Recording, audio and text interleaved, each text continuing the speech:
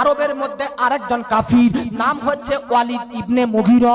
নবীকে দেখার পর বলতেছে, দেখ দেখ দেখ মোহাম্মদ পাগল। যেমনই ওয়ালিদ ইবনে মুগিরা নবীকে নিয়ে পাগল বলে, তেমনি আল্লাহ পাক কুরআনের মধ্যে আয়াত অবতীর্ণ করতেছে, নুন ওয়াল কলম ওয়া মা ইয়াসতুরুন। জোরে বলেন। তাহলে কসম এই জন্য খাওয়া যায়, কথাকে হাত উচ্চাঙ্গের শক্তিশালী মজবুত করার জন্য। মোহাম্মদ নবীকে যখন আরবের কাফিররা, মক্কার কাফিররা পাগল বলল, আল্লাহ পাক বলতেছে, শুধু উত্তর দিতেছে এমনটা নয়, আল্লাহ বলতেছে কলমের কসম করে বলতেছি। জোরে বলেন। কোন কলম?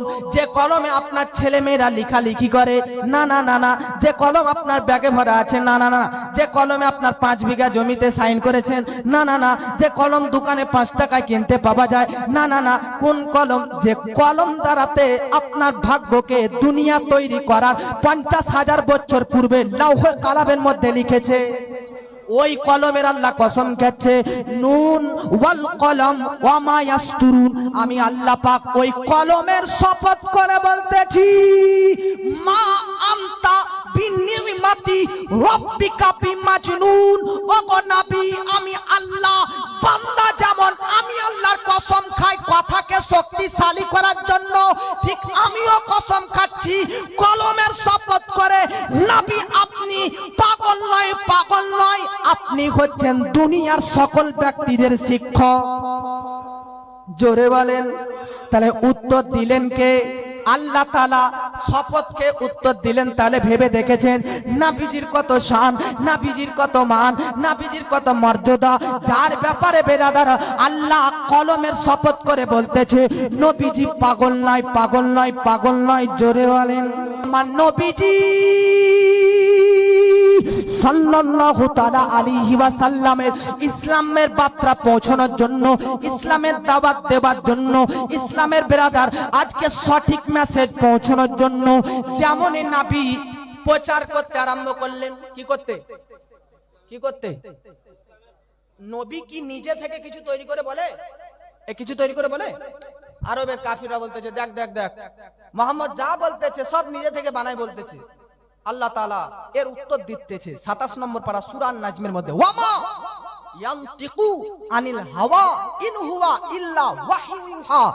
নবী যেটা বলে নিজে থেকে বানিয়ে তৈরি করে নয়, আল্লাহর পক্ষ থেকে প্রত্যাবর্তন হয়, অবতীর্ণ হয়, নবী সেটা থেকে তোমাদেরকে বলে। আল্লাহ রাব্বুল আলামিন নবীর পক্ষে পাই টু পাই সর্বক্ষেত্রে যখনই যখনই কেউ কটূক্তি করত, তখনই বেরাদার আল্লাহ তাআলা উত্তর দিত। এবার নবী ইসলামের প্রচার করতেছেন, ইসলামের প্রচার করতেছেন, নবী কুরআনের আয়াত শোনাচ্ছেন, কুরআনের আয়াত শোনাচ্ছেন। আল্লাহ পাক বলতেছে, ইয়াতলু আলাইহিম আয়াতিকা ওয়া ইউআল্লিমুহুমুল কিতাবা ওয়াল হিকমা ওয়া ইউযাক্কিহিম। আল্লাহ নবী বলতেছে, নবী ইসলামের বার্তা ছড়াচ্ছেন, শরীয়তের বিধি বিধান জানাচ্ছে, কুরআনের আয়াতগুলো পরিবেশন করে শোনাচ্ছে। আবার আরবের কাফিররা, আরবের মুশরিকিনরা, মুনাফিকিনরা, বেধর্মীরা নবীকে নিয়ে কটূক্তি করতেছে, নবীকে নিয়ে বেয়াদবি করতেছে। দেখ দেখ দেখ দেখ মুহাম্মদ অশিক্ষিত, মুহাম্মদ মূর্খ, মুহাম্মদের জ্ঞান নেই, মুহাম্মদ অশিক্ষিত। এ মুহাম্মদ কার কাছ থেকে যে পায়, মুহাম্মদ কোথা থেকে যে পায়, কোথা থেকে যে পায়, এই রকম ব্যাপারে যখন বলতে লাগলো, তখন আল্লাহ পাক বলতেছে, আর রহমান আল্লামাল কুরআন খালাকাল ইনসান আল্লামাহুল বায়ান। জোরে বলেন। আর রহমান দয়ালু আল্লাহ, আল্লামাল কুরআন, ওই কুরআনকে আমার আপনার নবীকে আল্লাহ শিখিয়ে দিয়েছেন। জোরে বলেন। তাই আমার শিক্ষক অনেক আছে, ইনি একজন আমার শিক্ষক, ইনি আমার গুরু, আমার শিক্ষক ইনি। যতই বড় হয়ে যায়, আমি বড় বলতেছিলাম, আমি ছোট, যতই বড় হয়ে যায় হযরত, যতই বড় হয়ে যাক, শিক্ষক যদি সামনে থাকে তো তাকে রিসপেক্ট সম্মান করা জরুরি কিনা?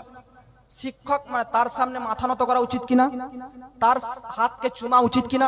আমি স্টেজে আসার পর ওনার হাত চুমেছি, ওনার সামনে মাথা নত করেছি, কেন? উনি গুরু, উনি শিক্ষক। তাহলে ছাত্র যতই উচ্চ শিক্ষায় শিক্ষিত হোক, যতই বড় হোক, একজন শিক্ষক যদি থাকে তার সামনে মাথা নত করতে হবে, তার সামনে নতশীলতা অবলম্বন করতে হবে। নবী, পৃথিবীতে আপনার কোনো শিক্ষক রাখলাম না, তাতে যেন আপনাকে কোনো কারোর সামনে যেন মাথা নত না করতে হয়। আপনার শিক্ষক আমি, আপনি শুধু আমার সামনে মাথা নত করবেন। নারে তাকবীর, নারে তাকবীর, নারে রিসালাত, নারে হায়দারি। নবী শুধুমাত্র আপনি আমারই সম্মুখে মাথা নত করবেন, নতশীলতা অবলম্বন করবেন। দুনিয়ার মধ্যে কোন শিক্ষক আপনার রাখলাম না, তাতে কেউ জানো আপনাকে গর্ব করে এটা না বলতে পারে যে মোহাম্মদকে আমি আলিফ শিখিয়েছি, মোহাম্মদকে আমি বা শিখিয়েছি, মোহাম্মদকে আমি তা শিখিয়েছি, মোহাম্মদকে আমি জিম শিখিয়েছি, মোহাম্মদকে আমি কোরআন শিখিয়েছি, মোহাম্মদকে আমি হাদিস শিখিয়েছি, মোহাম্মদকে আমি তাফসীর শিখিয়েছি, মোহাম্মদকে আমি ফিকহ শিখিয়েছি, মোহাম্মদকে আমি নহু শিখিয়েছি, মোহাম্মদকে আমি বেরাদার সার্ফ শিখিয়েছি, মোহাম্মদকে আমি বয়ান শিখিয়েছি, মোহাম্মদকে আমি ফলসফা শিখিয়েছি। নবী শিক্ষক কোন আপনার রাখলাম না, কেউ যেন না বলতে পারে যে তারা কেউ যেন না বলতে পারে যে নবীকে শিখিয়েছি, বরং দুনিয়াতে সবাই এটা বলবে যে আমাদেরকে নবী শিখিয়েছে। সুবহানাল্লাহ, সুবহানাল্লাহ। বলেন, পৃথিবীতে কারো অধিকার নেই যে বলবে আমি নবীকে শিখিয়েছি। কারো অধিকার আছে? কারো অধিকার নাই। হ্যাঁ, এই অধিকার আছে যে নবীর কাছ থেকে শিখিয়েছি। জোরে বলেন মহব্বতে। আল্লাহ পাক বলতেছে নবী আপনাকে জ্ঞান দান করেছি। এই আর রহমান আল্লামাল কুরআন, এই আয়াতটার ব্যাখ্যাতে শেখ আব্দুল হক মুহাদ্দিস দেহলভী রহমাতুল্লাহ আলাইহি বলতেছে, দুনিয়ার শুরু থেকে মাস্টার, ইঞ্জিনিয়ার, মুফতি, মুহাদ্দিস, মুহাক্কিক, মুফাসসির যত পণ্ডিত আর জ্ঞানী আছে, দুনিয়ার শুরু থেকে শেষ পর্যন্ত সব বিজ্ঞান, সায়েন্টিস্ট, বৈজ্ঞানিক, যত পৃথিবীতে ইঞ্জিনিয়ারিং ব্যক্তি আছে, সবার জ্ঞান, সবার ইলিম, সবার বিদ্যা যদি 100 ভাগে ভাগ করা হয়, তাহলে এক ভাগ সমস্ত পৃথিবীর বাসী পাবে বা পেয়েছে, আর বাকি 99 ভাগ আমার নবীর মধ্যে রয়েছে। সুবহানাল্লাহ। শেখ আব্দুল হক মুহাদ্দিসের এটা তিনার তাফসীর বলতেছে, দুনিয়ার জ্ঞান, বুদ্ধি, বিদ্যাকে 100 ভাগ করা হয়, 100 ভাগের 99%, 99% নবীর মধ্যে, আর 1% আমরা গোটা সৃষ্টি জগতের মানুষরা পেয়েছি। আর ইমাম ফখরুদ্দিন রাজি রাহমাহুল্লাহ বলে যে দুনিয়ার সমস্ত জ্ঞানকে যদি 1000 ভাগে ভাগ করা হয়, তো 999 ভাগ নবীর মধ্যে রয়েছে, আর 1 ভাগ আমরা সৃষ্টি জগতের মধ্যে।